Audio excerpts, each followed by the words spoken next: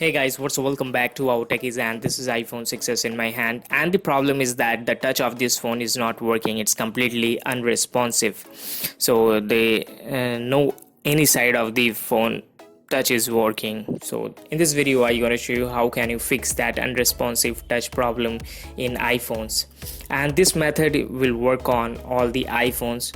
If your phone has suddenly stopped working, means the touch of your phone suddenly stopped working without any reason, then you can try this method. This method will definitely work for your phone.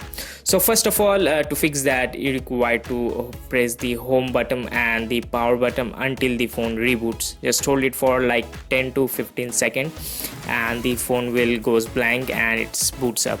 So now the phone it's boots up. So now remove holding the home key and the power button. So right now, so let's see, when it's on it will definitely work. I have tested in many phones.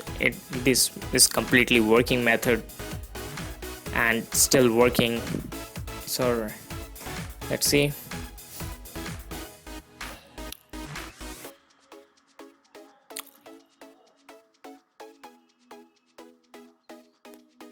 Okay, now the phone is on completely, and here it is, the touch is now working. It started working again like previous. So here it is, the solution. If your phone has suddenly stopped working, means the touch of your phone suddenly stopped working, then you can try this method. This method will definitely work. And if this method not work, you can try also the second one, that is just simply gently press over the edge of the phone and the upper edge of the phone, and here it is, you can just press it simply and then try to try to touch the phone, and it will definitely work.